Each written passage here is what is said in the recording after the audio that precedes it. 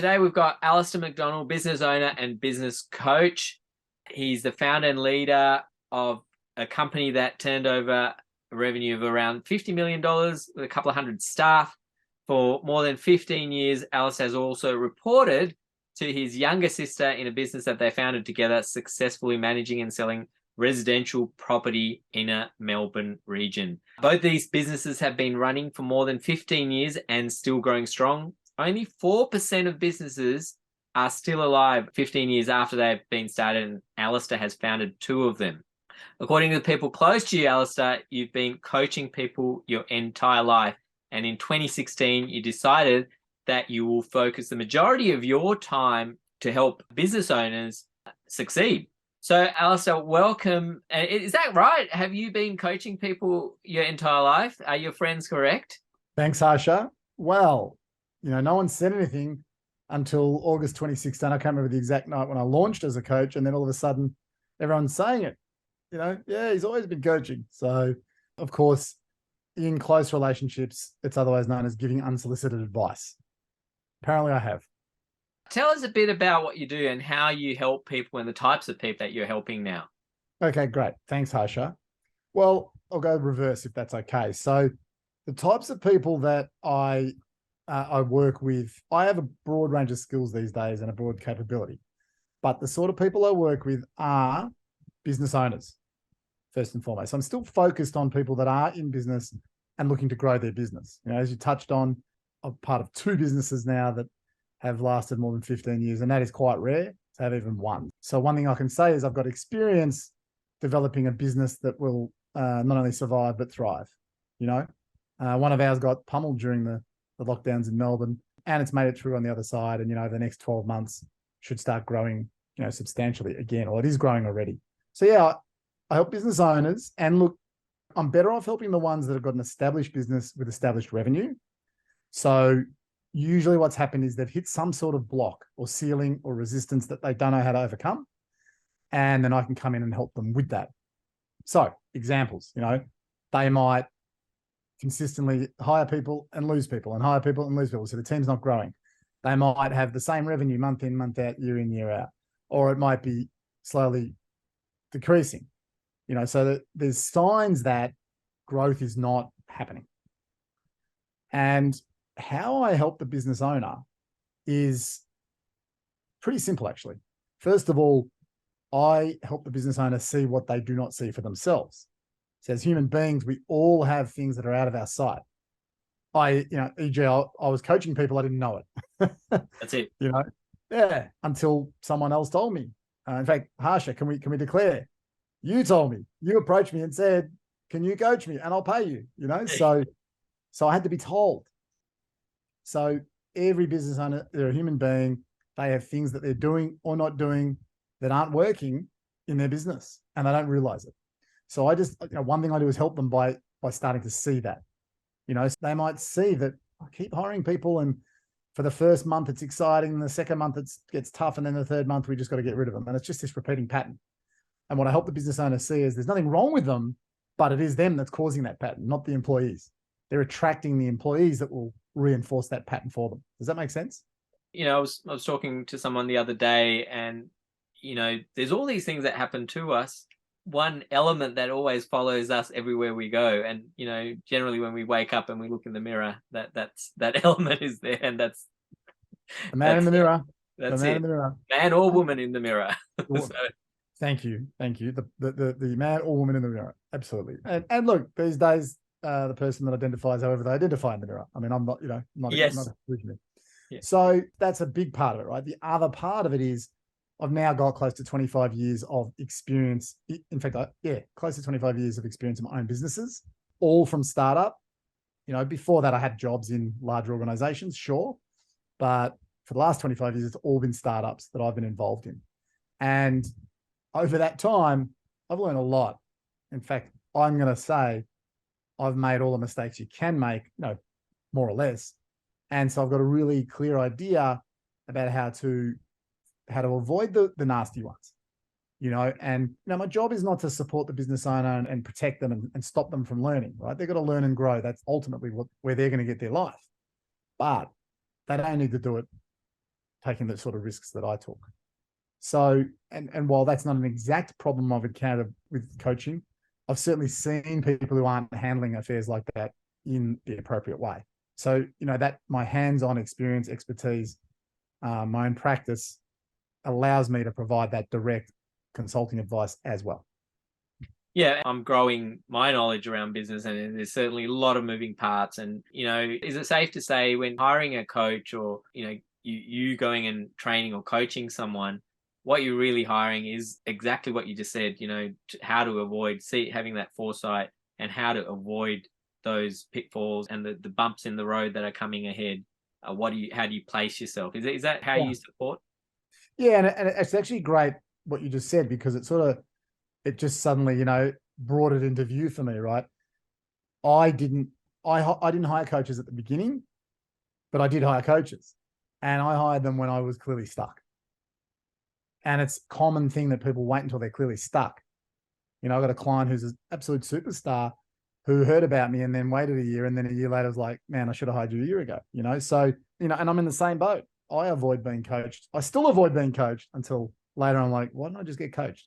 So again, part of the human condition, we sort out whether it's I can do it myself, or I don't want to expose where I'm at. I don't want anyone else to know, or whatever it is. We're just trying to protect ourselves and look good for the world, and not show the warts. But there's nothing wrong with any of it.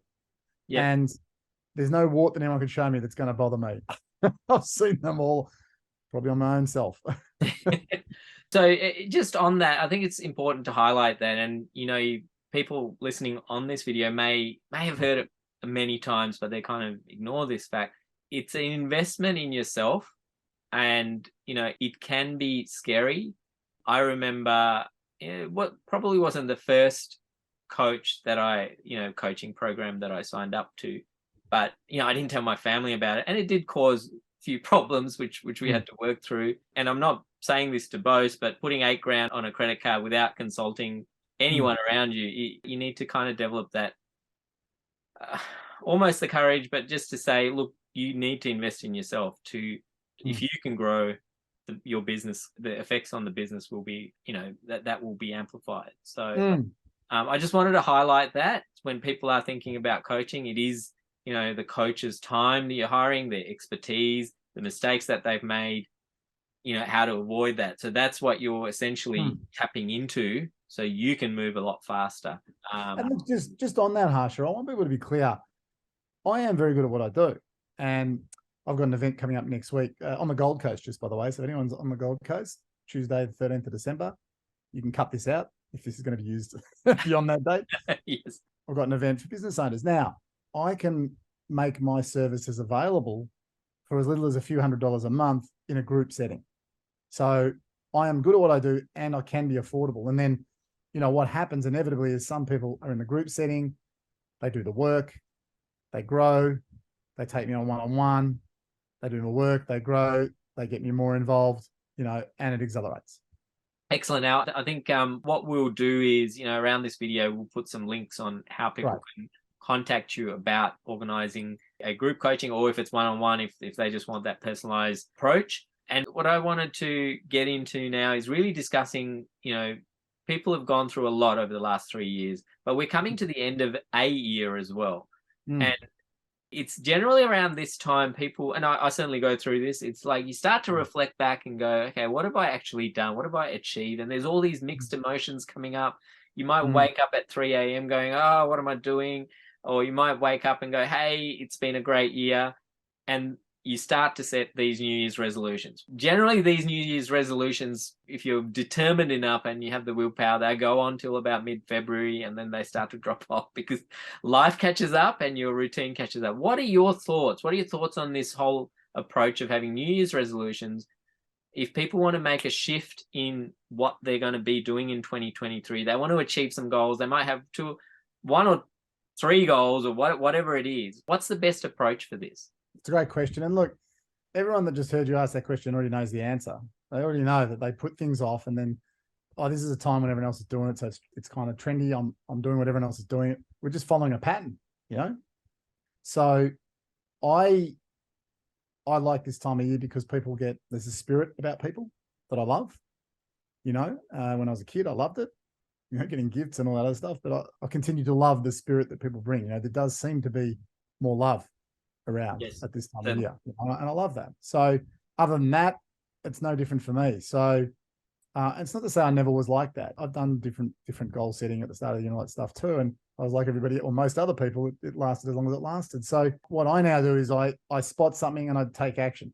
So, recent example, late 30s, I started playing football because I wanted a challenge and I wanted to stay fit. And I wanted to get fit because I was actually pretty unfit. So I started playing football.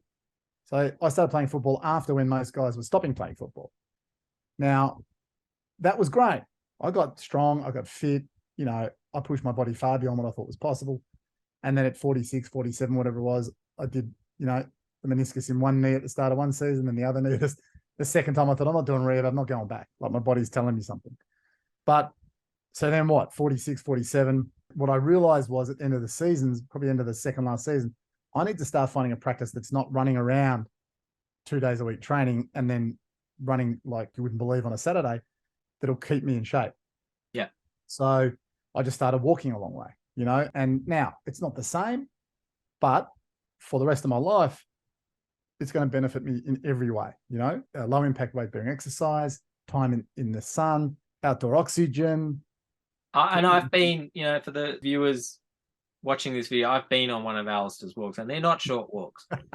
They are quite long walks, but they, filled with a lot of conversations. So yeah.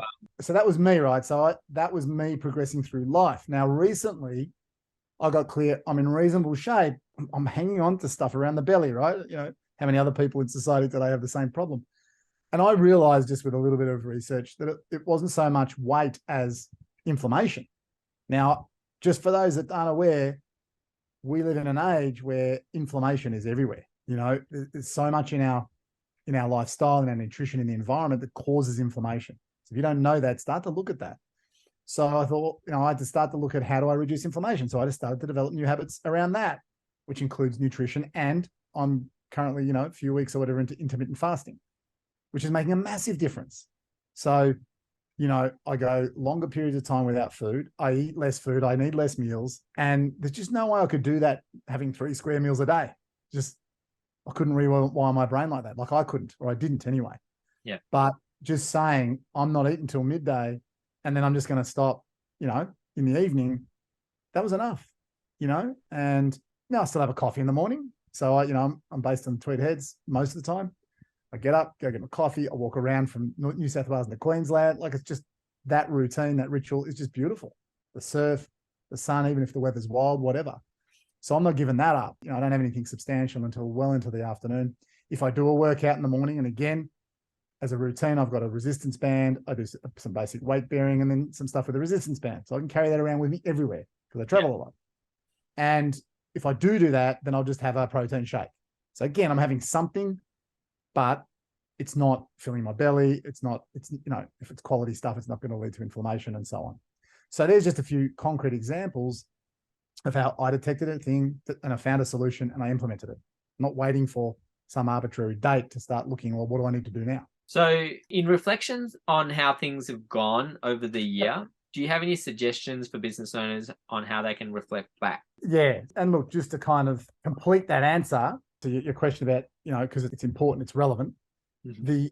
For business, right, there's business cycles. There's quarterly, there's annually, there's all those cycles. And it pays to have some targets and goals and that sort of thing around those. Yeah. Yeah. But that's not resolutions. That's like, here are my metrics that I'm going to target and measure over the next 3 months, 6 months, 1 year. So same thing. End of the calendar year is one time, but it's not the only time. In business, the timing comes down to how much is not working, how much is changing. So if there's a lot going on, you want to have more frequent and shorter reviews so you can adjust quickly and powerfully. Yeah. If things are, as you start to build stability, you can stretch that out, from sort of weekly to monthly to quarterly, So we're coming to the end of not only a quarter, but a half year. We're coming into a new season, all around the world. It's either, dead into summer or dead into winter. So there's a lot we can review. And look, in business, it's all pretty straightforward. And I'm not saying that to put anyone down that's not clear, But let's not go into that in detail right now. For someone with some experience, it's straightforward, right? So we can sit down in a half an hour to an hour. We can get our heads around your entire business, what metrics you ought to be measuring, and then sort of close the gap when you're not. And by the way, there's a saying, what's measured is managed. A lot of people, especially at the smaller end of business, don't do a lot of measuring, don't do a lot of checking. Actually, what am I talking about? Even businesses in the millions of dollars. I've been engaged by people who don't realize it, but they're just slowly going broke. They're slowly investing in a business that's going broke. Yeah. So there's many problems like that people aren't aware of because they don't have proper advisors. They're paying an accountant, paying a lot of money. They don't have advisors that are business people. And just by the by, not belittling accountants, but they are there to help you comply with the tax law. Yeah. Some accountants will, but they're usually going to call themselves a business advisor, will look at business strategy and so on. But a typical, income tax focused or BAS focused accountant is there to help you comply and perhaps manage that effectively. But that's about all. They're not going to direct you into business. They're not going to set goals with you. They're not, they might provide you financials, but they're not going to say anything about it, typically. And are they minded about business, or are they minded about, being an employee? There's so many different variants, right? Well, look, I've always had accountants self-employed. So I've always, from our first businesses, we've always dealt with a guy that runs his own business. Now we'll deal with his team, but the team do the stuff they need to do, and then the business owner does the reviews with us when required. Yeah. Now, having said that, I have tended to push the envelope. I've tended to throw all the ideas out there and they shoot them down one by one, and then every now and then they'll say, "Oh, that sounds good," or believe it or not, never heard of that. Try it. Tell us if it works. And again, so these are the types of things, that can come from a conversation with a coach. Being able to approach your accountant, have the right questions. You might be going to a point where no, it doesn't comply, but that's that you still can have that conversation and put it out there and go, okay, well, can we try this? And they'll take care of that. Yeah. They'll talk you down. Like they talk me down, and Yeah.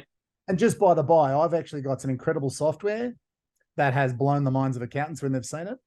It looks at every area of business, and you can tweak by 1%, 3%, 5%, and I can demonstrate a detail, low-level detail, or high-level detail, depending on how you work, of how to tweak your business to generate tens of thousands, hundreds of thousands of dollars more. Like I can do that in a half day. Yeah. And then I can work with you to implement that.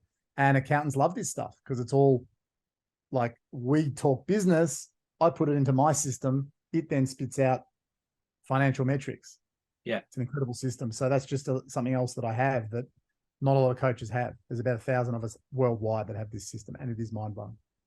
Excellent. If someone gets involved through your coaching, obviously they can be able to experience that and help get ideas on how they can grow their business. Just in getting to wrap up where we're going. Yep. What about 2023? What are your thoughts? How do people prepare for 2023? How can business owners, project both on a business level and on a personal level, what they're going to do, how they're going to go out with a bit of confidence and prepare for that? My business partner is the #1 fan of a book called The Black Swan by, what's his name? Taleb, something. I can't remember his name. We'll find a link to that. We'll find a link to that and put it on the Swan. video. The Black Swan. Now, in simple terms, back in the day, Europeans knew that all swans were white. There was a saying, as white as a swan. There's no such thing as a black swan. Yeah. Suddenly the Dutch appear on the west coast of Australia and they see black swans and they're like, what's that? Yeah. So it's this analogy for something that is unforeseen, unheard of, unbelievable, suddenly occurring. So Adam and I read that book many years ago. We have an extensive library of business books, which, I don't read so many of these days. I read more about people and I study more people more, but I recommend you do that if you want to learn about business. So we've been aware of this concept for many years. Now, we did not predict the pandemic. However, in a way, we've been prepared. So looking at next, we know right now there is volatility. There's increased volatility. We just know that, right? That's a given. Next year is full of unknowns, just like this year has been and the last couple have been. Yeah. We had a bushfire. We had a bushfire. Yeah. Then we had 3 years of lockdowns and floods. Yeah. There's earthquakes. Melbourne had a massive earthquake. Like There's a lot Well, going on right now. Well, there might be some UFOs coming in 2023, I've heard. Now you're saying that, not me. All right. That's your conjecture, right? And I'm fine with that, but I don't know. And I don't know how it's going to impact my business. So I don't worry about that one. So all I'm going to do is if there's aliens here, I'm offering them business coaching. That's all it. That's it. So that said, because we know there's volatility, we know there's uncertainty, then now's the time to reduce your risks. Look at the risks and manage them. So that's the biggest thing for going into next year. Just look at the risks and manage them. Don't bury your head in the sand. Don't say, la, la, la, I don't want to hear about it. Look at it and manage it. And, you know, we had a client, went into lockdown. Business is very hands-on, you know, people out in the field. We had a step-by-step, we called it a fighting retreat, where this person ultimately could have been running a much cut-down version of the business from home, much less debt, much less cash flow drain, you know, so it was actually an exciting plan for them. So when you're prepared for the worst, you can actually make it exciting. Excellent. Thank you, Al. And look, as a final note, you know, for those of you wondering how Al and I connected, it was through a course called Enlightened Warrior.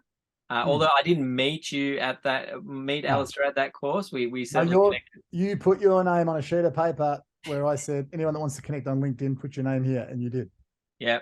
And Al's, you know, several years ago, I was severely in debt, you know, close to 50K. I mean, it might not seem like a lot, but I was unable to pay it. And Al coached me through that process on, you know, exactly what you just said.